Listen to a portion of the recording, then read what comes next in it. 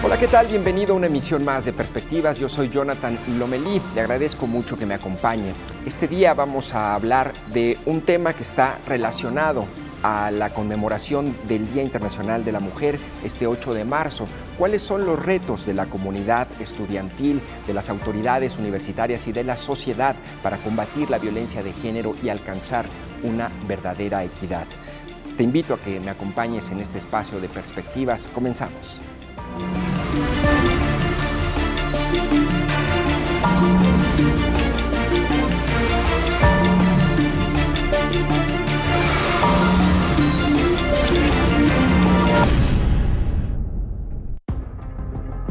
En el marco de la conmemoración del Día Internacional de la Mujer, el Sistema de Educación Media Superior, SEMS, de la Universidad de Guadalajara, realiza diversas actividades denominadas Jornadas Púrpura, enfocadas en la prevención de la violencia de género. Asimismo, el SEMS encara los nuevos retos en materia de igualdad con distintas iniciativas, entre ellas la implementación del Programa de Intervención Educativa, Juventudes y Género en las 71 preparatorias del sistema. Su objetivo es generar estrategias focalizadas para concientizar sobre la igualdad de género, al mismo tiempo que se realizan estudios para el análisis de datos y contexto.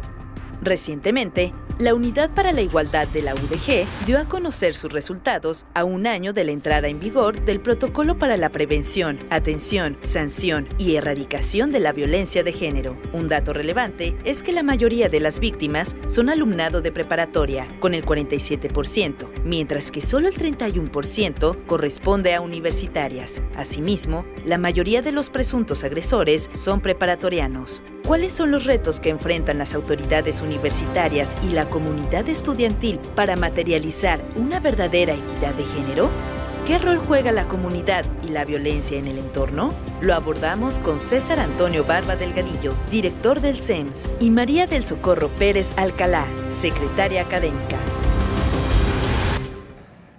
¿Qué tal? Gracias por acompañarme en Perspectivas y también le doy la bienvenida a la maestra María del Socorro Pérez, secretaria académica del SEMS, y a la maestra Karen Escamilla Galindo, coordinadora de apoyos académicos también del SEMS. Muchas gracias por acompañarme, maestras. Gracias a ustedes. Pues me gustaría comenzar con una pregunta relacionada, si gusta, maestra Karen, con la marcha del día de ayer. ¿Qué impresiones le dejó? Sobre todo que es una marcha que se realiza y convoca, según las autoridades, a más de 70,000 mujeres. Recuerdo que en 2020, en la última gran marcha antes de que llegara la pandemia, hubo 35,000 manifestantes en el centro de Guadalajara, prácticamente el doble en esta ocasión, maestra. ¿Qué impresiones le deja esta expresión de las mujeres el día de ayer en el 8M? Sí, a mí estuve siguiendo la marcha y de pronto ver algunos carteles, mujeres de todas las edades reunidas, demandando una serie de cosas que por legítimo derecho no tendríamos que estar demandando y me cuento en ellas. Sin embargo, me parece que esta marcha es el momento en que las mujeres expresamos lo que deseamos y lo que queremos, no lo que culturalmente o tradicionalmente le quieren poner al rol de la mujer.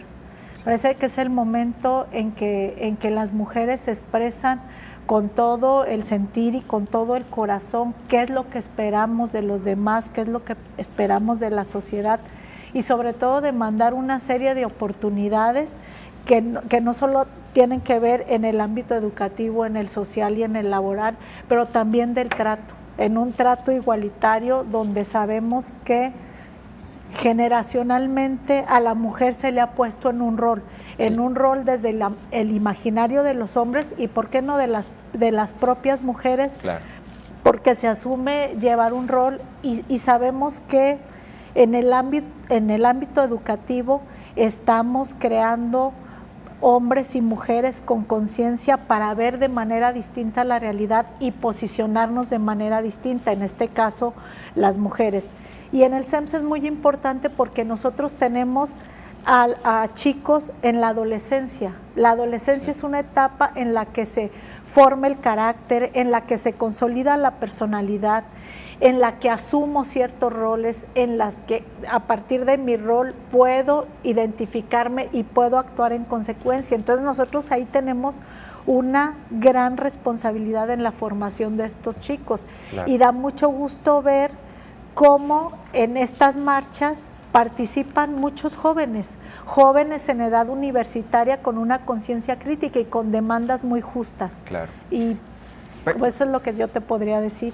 Maestra Karen, ayer les comentaba hace un momento que vi un grupo de chicas, no tenían más de 20 años, todas con consignas muy claras, eran evidentemente preparatorianas. Maestra Karen, ¿de dónde le viene a este sector o a esta generación esa conciencia? Es decir, ¿son los medios, digo, no sé si en el hogar, y cómo lo viven en la comunidad estudiantil? Porque son, por lo que vi, y creo que esto es bueno, eran muchachas muy jóvenes, altamente politizadas, haciendo demandas muy concretas como ciudadanas. ¿De dónde viene y de dónde ellas abrevan y cómo lo viven en la comunidad estudiantil? Claro, del día a día definitivamente de lo que están viviendo, lo que están viendo a su alrededor, no solo en el ámbito educativo, sino en otro tipo de núcleos, sea la familia, la sociedad, todo lo que justamente lo mencionabas hace un momento, hasta medios de comunicación, literatura, es decir, hay un sinfín ya de esta información que está muy a la mano, que vemos en situaciones muy específicas donde a lo mejor a estas chicas no han tenido alguna situación específica de violencia o no la han vivido o sí, pero sí quizá alguien muy cercano a ellas o muy cercana a ellas. Y esto, por supuesto, que hace la unión. Ayer vemos, la marcha es un reflejo tal cual de una voz gigante que se hace de nueva cuenta y de otra manera para exigir, para demandar, para expresar lo que están sintiendo, lo que están viviendo y lo que decíamos hace un momento, estamos en nuestro legítimo derecho. Ciertamente al interior de las escuelas estamos viendo una movilización, pero no solamente física o para marchas, sino en cuestión de pensamiento, ¿no? En cuestión de ideología, en cuestión de creer incluso de lo que somos capaces y de lo que también tenemos derecho natural. Sí lo escuchaba, lo vi, no me fue posible asistir, sin embargo, sí tuve mucho contacto con los orientadores educativos de las prepas y primeros contactos además, que son una figura muy importante que viene trabajando de la mano con otras instancias como la Unidad para la Igualdad de la misma Universidad de Guadalajara, y decían, muchas estudiantes se nos acercan o se acercaron previamente para poder asistir, y de una manera en la que, por supuesto, exigieran, por supuesto, expresaran su sentir mediante carteles, mediante algunas consignas o cuestiones verbales, pero que también es como en unirse en grupos. Claro. Nos decían, nos vamos a ir con algunos colectivos, nos vamos a ir unidas, nos vamos a ir protegiendo incluso también, nos vamos a ir cuidando se crea comunidad, cuidando, ¿no? Se crea comunidad. Y esto me parece que resulta incluso más rico porque va siendo de una manera dirigida, con una naturalidad, sin represión, pero con una cuestión muy, muy crítica, no a generar más violencia o sí, pero de una manera como muy, muy coherente, ¿no? Claro. Acompañándose unas con otras. Maestra María del Socorro, ¿y usted cómo explica estos datos que compartíamos al inicio del programa? ¿Por qué están concentradas las denuncias de violencia de género en el sector del SEMS, del bachillerato, no solo en cuanto a víctimas, sino también en cuanto a agresores? ¿Qué explica ese fenómeno? Mira, una explicación simple te diría, pues sí, el SEMS tiene el 53% de la población estudiantil, por lo tanto, los números pueden ser, y esa sería una explicación simple y una explicación cómoda. Lo que sí es verdad es que sí tenemos muchos casos reportados de violencia de género y de otros tipos de violencias.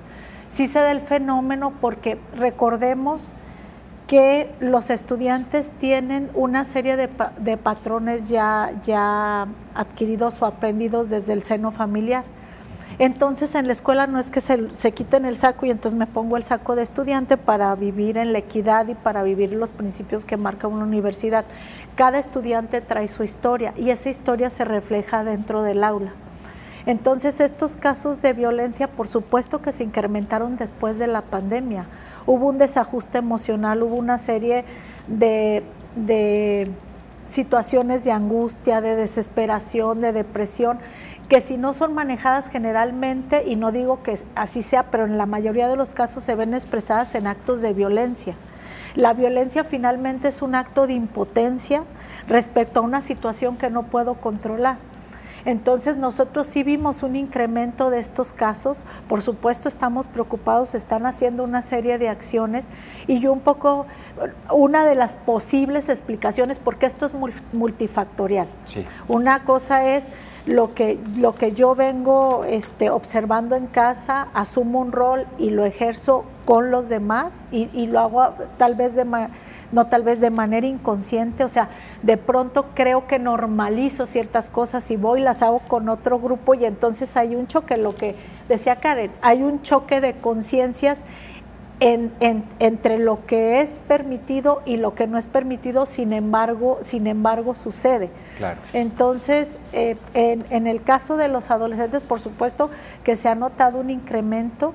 Los adolescentes tienen los sentimientos a flor de piel, viven una serie de situaciones, una serie de presiones propias de su edad, y entonces ahí es donde se denota. Y la escuela, entre otras funciones, debe de contener a los estudiantes. Debemos de diseñar una serie de estrategias que tienen que ver desde las autoridades, primeros contactos y los profesores, claro, que en este sentido son clave para ayudar a identificar y a contener este tipo de conductas. Maestra Karen, hace un año se implementó el protocolo contra la violencia de género en la Universidad de Guadalajara, lo aprobó el Consejo General Universitario, se hizo un gran anuncio de este programa y parte de este programa incluía estos llamados primeros contactos, en donde se dieron cuenta que las mujeres mayormente no tenían un espacio a donde llegar y que le dieran y canalizaran su denuncia. ¿Cómo ha funcionado esa figura de los primeros contactos y qué, digamos, si ha funcionado bien o hay cosas que mejorar de esa estrategia para atender la violencia de género en el CEMS puntualmente, maestra Claro, Karen?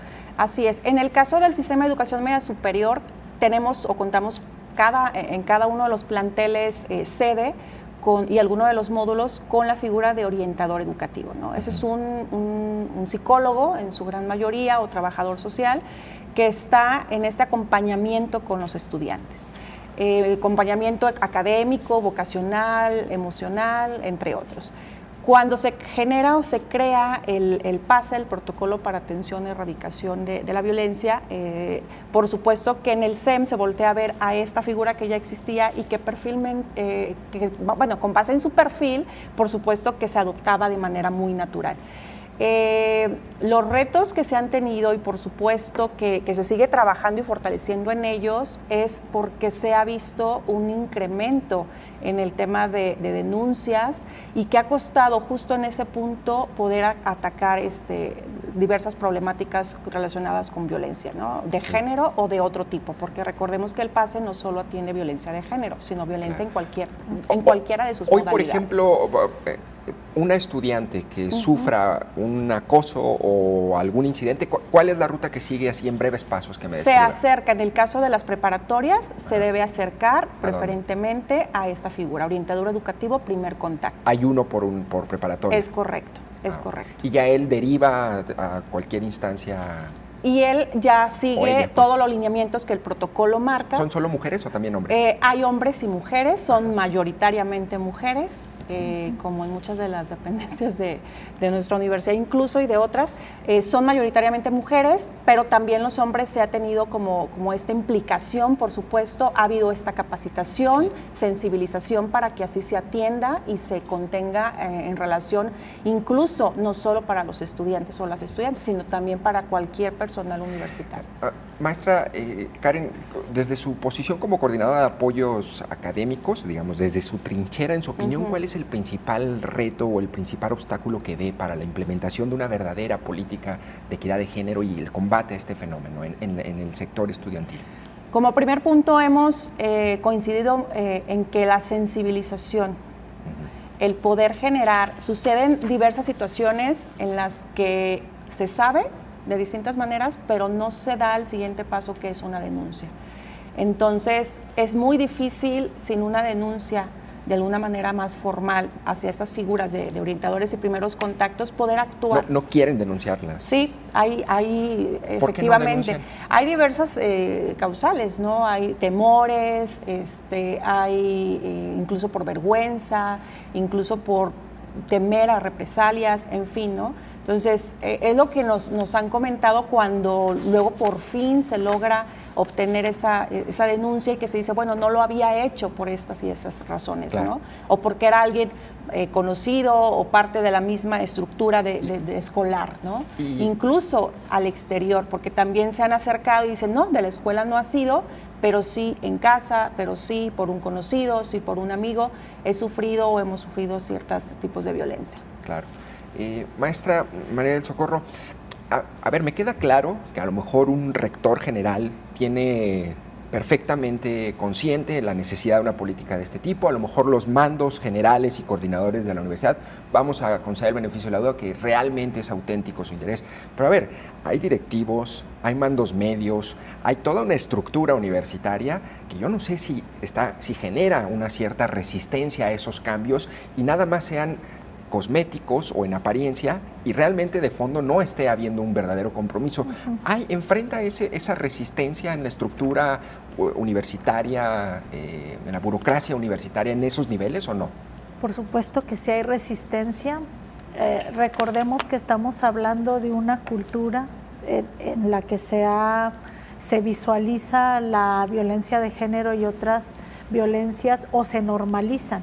Y entonces lo que tenemos que hacer es un proceso de formación y de concientización de todo el personal, no solo de los estudiantes. Por ejemplo, con los estudiantes desde hace más de 2 años llevamos un curso de perspectiva de género obligatorio como una asignatura del plan de estudios de los bachilleratos. Justo ahorita iba a ese tema. ¿Y qué ven en ese curso? En este curso lo que se busca es hacer conciencia respecto a lo que es el género, cuál es el rol de la mujer, cuáles son las circunstancias, legalmente qué implicaciones tiene, afectivamente. ¿Y es un semestre cómo se entero? juega. Es un semestre. ¿En qué nivel? Es en el primer semestre que se desarrolla ese curso. Igual Karen puede explicar más a detalle los contenidos de este curso. Igual ¿Qué es lo que ven en ese curso, maestra? Es introducción en general a la perspectiva de género desde una manera muy natural para el nivel educativo en el que se encuentran. Recordemos, como bien decíamos, se da en primer semestre, son alumnos de entre 14 y 16 años. Y entonces tiene que ser de una manera muy natural, muy clara, muy al lenguaje, muy a la vida cotidiana que los alumnos expresan. Es la introducción a la perspectiva de género, es diversos tipos de violencia que se ejercen, es desde el ámbito incluso de educación sexual, aunque también se lleva a una unidad de aprendizaje de sexualidad humana, pero va enlazada también para poder de alguna manera considerar cierto lenguaje, vocabulario, incluso glosario de términos que luego parecieran que están en el común y que parecieran moda y que los adoptamos. Póngame un ejemplo de un par de términos que habría que considerar. Por ejemplo, se habla mucho del feminismo y entonces no se tiene claridad de qué es eso. Pues ser mujer solamente es eso, o feminismo son, por ejemplo, relacionado a la marcha del día de ayer, aquellas que solamente se unen para marchar, gritar, romper y demás, ¿no? Machismos, micromachismos. ¿Qué diferencia hay? ¿Es que es alguien que es muy macho y luego poquito macho por micro? ¿O qué sucede? Revisen el concepto de micromachismo. Claro, diversas. ¿Y qué es un micromachismo? Tiene que ver, Margarita es más experta en eso y tiene que ver, lo puede explicar enseguida con el proyecto, pero tiene que ver justamente con aquellas acciones, de una manera muy general, aquellas acciones que un masculino, por supuesto, genera en su día a día, que lo pueda considerar como natural, ¿no? Como, ¿por qué hago el quehacer si no, bueno, lo podemos hacer juntos o tú sola, no hay necesidad, ¿no? Hay diversos ejemplos que se pueden considerar respecto a eso, pero por supuesto que luego recaen tenemos que darles toda una introducción y toda una información a los estudiantes que parta a decir y a determinar qué es la perspectiva de género, cuándo es violencia, y no minimizar. ¿Desde cuándo se da ese curso en el SEMS? Ya serán 2 años. 2 años, llevamos 2 años. O sea, en que se implementa. Ya es poquito, ¿no? Es para los estudiantes, pero también existen 2 cursos de formación para los docentes. También. Uno introductorio y uno más especializante para aquellos que imparten esta unidad de aprendizaje. Sobre este tema, no sé si alguna de las 2 maestras quiera comentarme, pero recientemente platicaba con una académica feminista brillante y yo le decía, oye, ¿en qué áreas se debería o se puede hacer más para combatir la violencia que vivimos? Claro. Y yo pensé inmediatamente, bueno, pues en la Fiscalía, en la Secretaría de Seguridad, seguramente en el Poder Judicial, y me dijo, en el sector educativo, en la SEG, Secretaría de Educación Jalisco, dice, las políticas generales a nivel federal, dice, son un desastre, ¿no?, en cuanto a la currícula, y me quedé pensando un poco en eso, maestra. Usted ahorita decía como con cierto grado de optimismo se está consolidando la personalidad de los adolescentes en ese momento, pero si en la currícula desde la primaria no viene una formación y una perspectiva en donde se explique este tipo de conceptos, pues me parece, yo no sé si ya llegamos muy tarde a intentar subsanar fallas en la formación del adolescente, maestra. ¿Usted qué opina? Sí, me parece que esta debe ser una política, sí, educativa.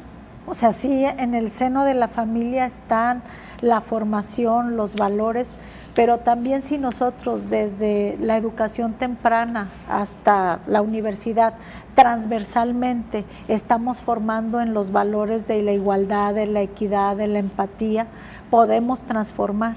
Es decir, no es la educación, o sea, es un espacio, es un proceso que nos da esperanza. Claro. Que nos forma para un pensamiento crítico, para cuestionar la realidad, para no normalizar lo que ya decía Karen. Yo no puedo estar normalizando una serie de cosas porque así las he vivido. Finalmente yo llego a la escuela a ver otras visiones, a entender otras posturas. Y lo que decía Karen, por ejemplo, en el curso de perspectiva de género, tanto para profesores como para estudiantes, entramos a analizar casos cotidianos, casos que se toman en el momento de la realidad. Probablemente un caso que se va a analizar es la marcha.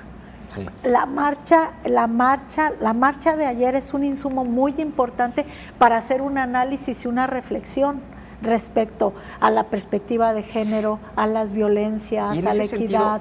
¿Un curso en primer semestre no es completamente insuficiente frente al tamaño del reto? Lo que pasa es que aquí sí es insuficiente, o sea, es un curso que empieza a abrir conciencias, que empieza a dar otra visión a los estudiantes y tenemos que estar trabajando en la currícula durante todo el proceso de formación. Es decir, hay valores que deben de estar implícitos en todo el proceso educativo, desde la postura de un maestro, o sea, y desde la misma postura de los estudiantes para generar esos ambientes de equidad. ¿Y hay planes de ampliar en la currícula en concreto esos contenidos o todavía no? Sí, o sea, tenemos, Karen ya lo dijo, están otros cursos, por ejemplo, Plan de Vida. Plan de Vida es un curso que da para tocar estos elementos, el de sexualidad humana, por ejemplo.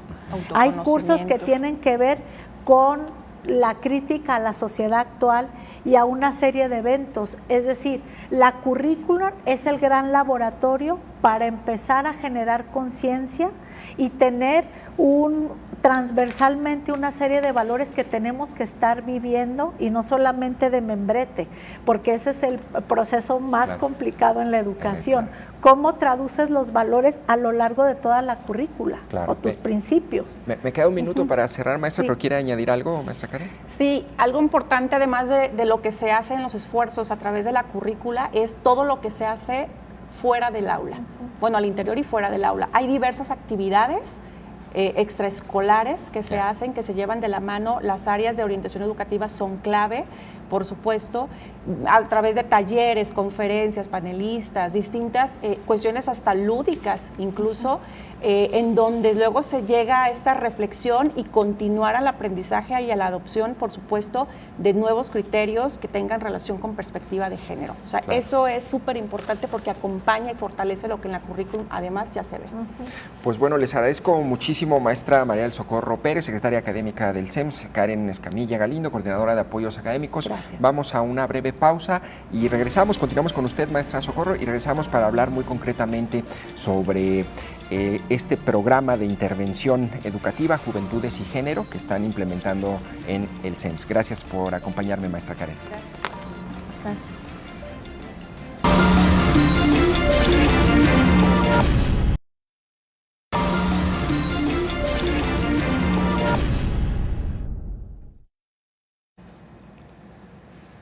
¿Qué tal? Gracias por seguir aquí en Perspectivas y le agradezco mucho. Ahora en el panel nos acompaña Margarita Rodríguez, ella es responsable del programa Juventudes y Género del CEMS, y también continúa con nosotros la maestra María del Socorro Pérez, coordinadora académica del CEMS. Maestra Margarita, gracias por acompañarnos en este espacio. Pues a ver, me interesa ahora, después de este primer bloque que abordamos en términos generales, los retos de la igualdad de género y el combate a la violencia contra la mujer, ¿en qué consiste muy puntualmente este programa Juventudes y Género? Que le voy a ser muy honesto, pero yo busqué la información y al menos la comunicación que generó la universidad no me quedó muy claro en qué iba a consistir, ¿no? Si este programa, porque hablan de actividades, pero también hablan de análisis y estadística y revisión de datos para apoyar las políticas de igualdad. Así es. Estas acciones de intervención educativa, Juventudes y Género están basadas en un diagnóstico que se elaboró por SEN después de la pandemia. Como se ha comentado, eso arrojó pues muchas observaciones y muchos como tips para tener foco también. También está basada estas acciones en un diagnóstico que hizo la UDG, fue la encuesta nuestra de género en nuestras voces. Fue una encuesta que se hizo, los primeros resultados ya estaban a finales del año pasado, era la cátedra de la UNESCO, Centro de Estudios de Género, había otras dependencias también y la FEU. 55 planteles estuvieron implicados del SEN y también arrojó mucha información, ¿no? ¿Y qué resultados ofrece ese diagnóstico? Ese diagnóstico pues, es muy amplio, pero ya han arrojado unos primeros diagnósticos, como por ejemplo, 8 de cada 10 mujeres estudiantes reportan violencia, 72% psicológica, 70% sexual, 33% física y 26% económica. En diferentes ámbitos es esta violencia, 68% es en el entorno comunitario, 7 de cada 10 reportan haberla sufrido, también en el ámbito de pareja y también hablamos del ámbito familiar, ¿no? Solo un 41% en el ámbito escolar, con 4 de cada 10, ¿no? Y 31% en el laboral. Y se han reportado estas cifras también. Está impresionante esas cifras, o sea, sí. Eso es un cóctel de violencia e injusticias en general, digo, que no es muy distinto del reflejo general de del contexto social, ¿no? El tamaño de esta muestra es muy importante, hablamos de 7.342 casos, estudiantes de 55 escuelas preparatorias y 14 centros universitarios, ¿no? Muy bien. Ahora, maestra, ¿ustedes ven estos resultados y cuáles acciones implementan en el CEMS y en particular con su programa? La idea es cómo hacer transversal la perspectiva de género dentro de la comunidad SEM y por seguir las líneas también de la Universidad de Guadalajara. Hay un gran compromiso no solo con la atención de las violencias, sino también la prevención, ¿no? Sí. Entonces, en este caso, creemos fundamental de la prevención a través de la educación y creemos fundamental que también tenemos que hacer intervención socioeducativa cultural, porque las conductas machistas las adquirimos en la infancia y son construcciones socioculturales. Entonces, estas jornadas púrpura solo son, hablamos de estas actividades, también a nivel transversal en cada plantel, hay actividades desde dirección hasta abajo, ¿no? Claro. Maestra, decía hace un momento antes de comenzar el bloque que es usted maestra en innovación educativa y también especialista en género y derecho. Y me llama un poco la atención, le voy a ser sincero, pero siento un poco de escepticismo cuando me dicen que va a haber talleres, ¿no? Porque toda mi vida como periodista, para cualquier problema me dicen que van a hacer talleres, ¿no? Y siempre es talleres para prevenir la violencia, talleres para que puedan los artistas, no sé, hacer o generar una obra y poder difundirla, talleres para todo.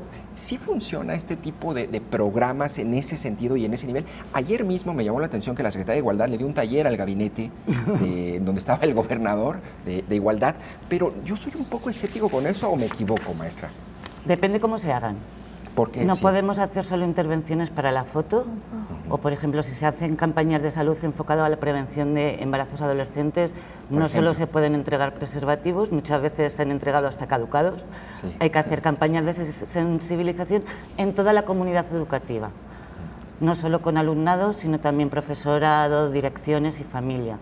Lo bueno que tenemos en SEMS es que tenemos esta condición específica, que nuestro alumnado todavía está muy en relación con la familia. Existen escuelas de familias, no vamos a decir escuelas de padres, porque los conceptos ya van evolucionando y es lenguaje incluyente, ¿no? Claro.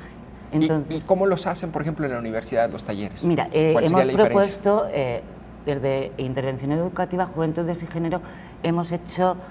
Le digo, son varias líneas de acción directa, como otros posicionamientos políticos que también hemos hecho ya, pero estas hemos establecido unas jornadas púrpuras, se van a llamar así. Vamos a hacer un calendario de conmemoraciones en base a días internacionales y nacionales. Hemos empezado de lleno con el 8M, entonces aquí ha habido actividades para todos y todas. ¿Qué actividades hubo en esta semana, por ejemplo? Esta semana, todos los planteles y prepas, incluidas módulos metropolitanos y regionales, tienen la propuesta para hacer 5 actividades. Sí. Entonces, esas actividades van desde un videoforum, de ver 3 vídeos cortos en este caso, luego veremos películas y se analizarán, se hacen videoforums, se debate, se reflexiona, se dialoga. También va a haber unas pequeñas investigaciones sobre biografías, en este caso hemos propuesto a Olimpia, por la ley Olimpia, la violencia de género digital. También hemos propuesto a Mónica Meyer, porque es en relación a los tendederos. Claro. Para nosotros es muy importante no invisibilizar, no hacer que no pase nada, sino dialogar, ¿no? Entonces, ante la posibilidad de tendederos, era una forma de dialogar también con nuestras jóvenes y nuestros jóvenes, que sepan que el origen del tendedero fue una artista mexicana, Mónica Meyer, sí, que se utilizó la primera vez en 1978 para evidenciar la violencia que vivían en las ciudades, y que dentro de poco, a partir del día 11 de marzo, se inaugura una exposición de la colectiva que perteneció a esta mujer. Por ejemplo, estos tendederos de denuncia que le llaman, ¿no? Ese fue su origen, entonces. Así es. Mónica Meyer, como le digo, es una artista mexicana, ya es una mujer adulta, está viva en la actualidad, sigue haciendo activismo desde el arte también, y va a visitar Guadalajara los próximos días, porque va a venir a esta exposición de Polvo de Gallina Blanca, que era la colectiva, de las primeras colectivas feministas, ¿no? Claro. Ahora, maestra, entiendo un poco los programas que van orientados a atender las denuncias de las mujeres, y hay como toda una estrategia, incluso en el plano estatal, existe toda una política pública muy generalmente enfocada a las mujeres. Con esta feminista que me platicaba, también me decía, pero a veces nos olvidamos de los hombres, ¿no? Nos olvidamos en el sentido de que a ellos también, o sea, debe haber programas concretos contra los potenciales agresores, contra una forma de pensar. En ese sentido, ¿cómo lo trabajan ustedes, maestra? Mire, este programa, bueno, estas acciones de intervención educativa, juventudes y género, tiene la transversalidad de 5 enfoques fundamentales. Principal es la perspectiva de género, pero también tenemos el enfoque generacional, este enfoque combate el adultocentrismo. Sí. También hay un fenómeno que tenemos de brecha generacional, ¿no? ¿Qué sería el adultocentrismo? Es como solo la visión a través del adulto, que la etapa adulta es la que cuenta en esta sociedad, entonces invisibilizamos necesidades y oportunidades o de adultos mayores o de jóvenes o niños, ¿no? En este caso la educación siempre ha sido muy jerárquica y necesitamos otro tipo, ¿no?, de relaciones, y tenemos unas problemáticas, bueno, no generalizadas, pero sí, los sistemas educativos están obsoletos en muchos casos, entonces hay leyes para incorporar esa perspectiva de género, tenemos... pero bueno, volviendo a su pregunta, sí, la violencia de género, también el machismo, las conductas machistas se adquieren desde la infancia, desde la niñez, también perjudica a los hombres y a los niños. Es verdad que las que matan y asesinan son las mujeres, 11 al día en México, sí, pero también perjudica a los hombres y a los niños porque, por ejemplo, desde pequeñitos se les obliga a no mostrar sus sentimientos, a resolver todo por la fuerza. Se les refuerzan esas conductas, ¿no? Sí. Entonces, hay que también darles oportunidades y enseñanza y aprendizaje. Tenemos que desaprender y volver a aprender en igualdad, ¿no? Claro. En este sentido, maestra María del Socorro, Ustedes en la articulación ya a nivel preparatoria, universitario, ¿hay como algún tipo de visión que permita plantear la reeducación o al menos una currícula y programas que no solamente impacten en el área de bachillerato, sino que se vayan más allá en la universidad, que salgan de la misma casa de estudios? ¿O cómo operan o articulan eso ya en la visión macro? Sí, bueno, acá, con base a una política institucional de perspectiva de género, impacta todos los programas educativos. Por supuesto, en el bachillerato fuimos los primeros en adoptar las materias de perspectiva de género. Sin embargo, se ha hecho también mucho trabajo a nivel de los centros universitarios. La Unidad para la Igualdad ha tenido un papel protagónico en esto. Si bien nosotros, el CEMS tiene ciertas particularidades, nos asociamos con la Unidad para la Igualdad. Sin embargo, la Unidad para la Igualdad trabaja más estrechamente con los centros universitarios. Se arman una serie de talleres, volvemos a los talleres. ¿Por qué no han resultado los talleres? Porque se pierde el sentido educativo de lo que es un taller. Un taller es hacer, un taller es incorporar cosas, un taller es estar haciendo y transformando. No es un sujeto hablando 40 horas, 20 horas, hablando y los otros escuchando, no. Claro. Los talleres tienen un sentido activo, entonces es lo que tratamos de hacer en la universidad. Hay cursos que nosotros le llamamos reeducativos, por ejemplo, cuando hay un infractor, hay cursos que son vivenciales, que son reflexivos. Nosotros tenemos acá un sensor muy importante. Uno de mis sensores importantes es la Comisión de Responsabilidades y Sanciones. Sí. Ahí llegan una serie de casos de diversos tipos, algunos más graves, otros menos graves, pero que sin embargo son un sensor en el que yo tengo que estar anotando y tengo que estar no solamente en la parte de la sanción, sino mucho en este programa tiene que ver en la parte preventiva. Sí. Nos juntamos, damos esos diagnósticos y entonces de lo que sucede así, vamos con los centros universitarios porque finalmente ellos reciben estos estudiantes que tenemos, claro, y sí tenemos que tener una línea de trabajo común, responder a esa política que ha generado el rector general respecto a la igualdad, a la perspectiva de género, a la equidad y todos esos valores que están desde hace años en nuestro modelo educativo. ¿Y estas políticas, maestra, implican presupuesto? Es decir, ¿hay dinero? Por supuesto. Esta política se traduce a un programa, a un programa y con una serie de proyectos. Y entonces esos proyectos hay bolsas especiales para atender lo que sea más urgente. Se van priorizando las acciones, no unas sobre otras, pero sabemos que tenemos que priorizar y que tenemos que poner el énfasis en temporadas en diversas problemáticas, porque como dice el dicho común, el que mucho abarca poco aprieta. Claro. Entonces tenemos que estar centrando nuestros esfuerzos sin olvidar que hay otras cosas que debemos atender. Claro. Maestra Margarita, ahorita que comentábamos que la currícula desde pequeñitos es importante, otro aspecto que me parece que también no podemos dejar de ver es el contexto social, ¿no? Es decir, tenemos prácticamente una ola de violencia en todos los sentidos, violencia comunitaria, violencia criminal, violencia de género. Eso no hace como difícil que se pueda implementar desde el plano como educativo, reeducativo, cultural, las nuevas visiones de lo que significa la igualdad y la no violencia de género? Es una oportunidad, pero es una prioridad y una urgencia como lo tenemos que tomar las dependencias e instituciones. Tenemos señalamientos a nivel internacional, a nivel regional. Entonces, tenemos observaciones generales de derechos humanos relacionadas con la educación y con jóvenes, ¿no? Es verdad que en Jalisco estamos en un contexto de doble alerta de género contra las mujeres. La primera fue estatal en 2016 y hay otros 8 municipios. Sí. Las jóvenes son el grupo más vulnerable, de 14 a 17 años, incluso a 24, incluso de ser desapariciones para tema de trato, ¿no? Sí. Entonces, también decir que volviendo a la transversalidad de los enfoques, es importante remarcar no solo es violencia de género lo que estamos preveniendo contra las mujeres o niñas o jóvenes, sino la transversalidad de estos 6 enfoques, incluyendo la atención a la diversidad.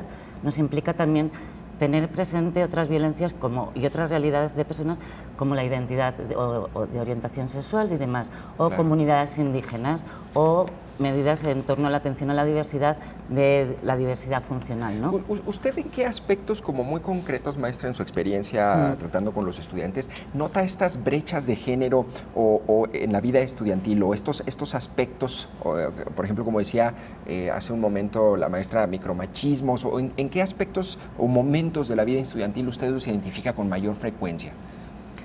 El tema con el alumnado, por las edades, como le digo, sí, lo que dijo la doctora Coco antes, ¿no? Es verdad que muchas cosas pasan en casa.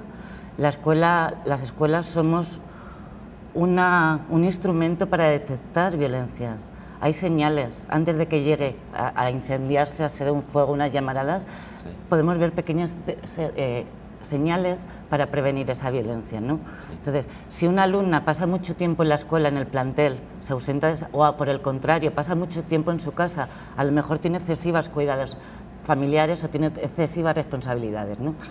O puede haber casos de violencia, a lo mejor ella está sufriendo, está viviendo una violencia porque la ha vivido normalizada en su casa. Sí. Se ha normalizado tanto la violencia en todos los ámbitos que cuesta mucho para las jóvenes identificar cuándo la viven o cuándo la padecen. Claro. Y en el plano, por ejemplo, hablamos ahorita de estudiantes, pero por ejemplo con los profesores y las profesoras, ¿no? A ver, un profesor, no sé, no sé cuál sea lo contrario de adultocentrista o discriminar por edad, pero no sé, un profesor de 50 años, a ver, va a tener una visión de 5 o 6 generaciones de cómo, como decía la maestra. ¿No es difícil también el abordaje con estas figuras de autoridad al final dentro del espacio educativo? Mira, es importante partir que todas las personas que nos desarrollamos ahora en ámbitos profesionales, ya sea justicia, educación, sanidad, da igual el nivel que ocupemos, el cargo, no fuimos capacitados o capacitadas con perspectiva de género, con el enfoque interseccional, con la atención a la diversidad. Entonces tenemos que incorporarlo esto en nuestro día a día. Partimos de la idea de que hay que como contagiar, igual que se contagia el placer por la lectura, se puede contagiar estas acciones.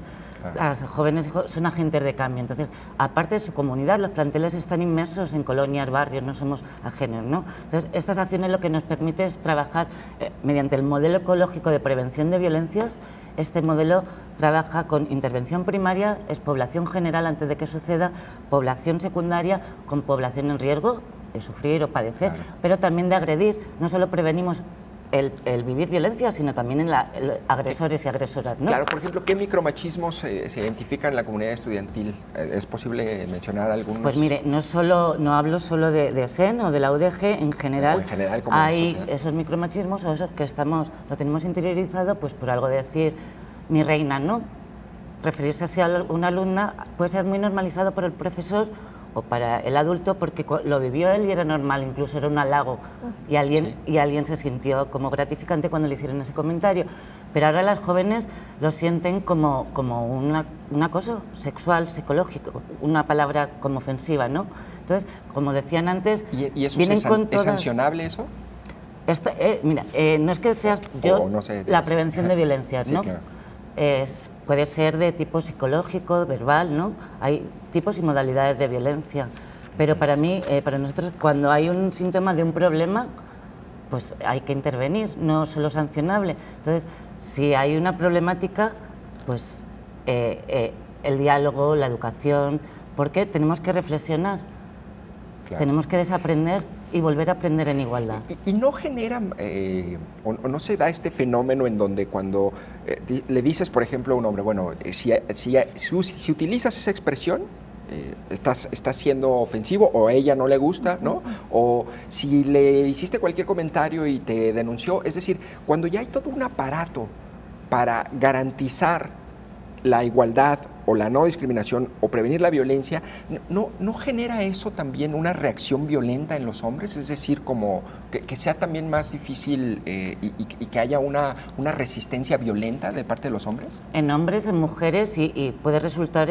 muy agresivo y porque sí mueves tapetes porque venimos a mover encima algo interiorizado que a lo mejor llevan 40 años, ¿no? Claro. Nadie les ha venido a decir que está violentando o discriminando por ello. Exacto. Entonces hay que decirlo de formas, hay que ver qué educación se da.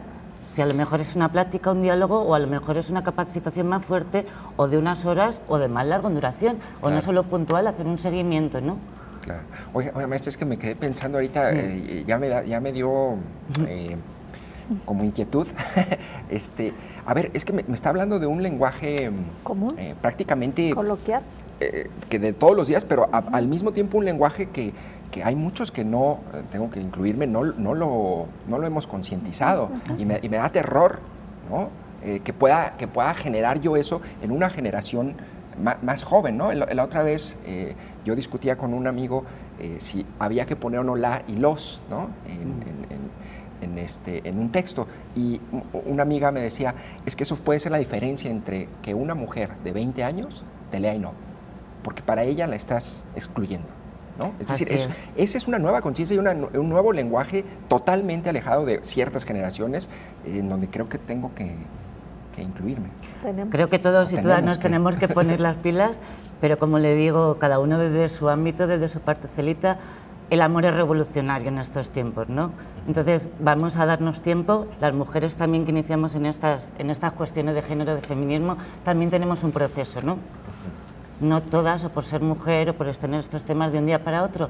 Entonces, a lo mejor yo también todavía cometo en el tema del lenguaje o algunos micromachismos. Lo de los micromachismos pueden ser bromas hirientes. Claro, que hay unas que son evidentemente machistas, ¿no? Esas no hay. Pero son más sutiles, son como conductas machistas más sutiles, ¿no? Oiga, maestra, por ejemplo, pensando un poco en la audiencia, a lo mejor un padre de familia o incluso un profesor, ¿no? Que dijera, a ver, yo quiero aprender un poco más de esto, ¿no?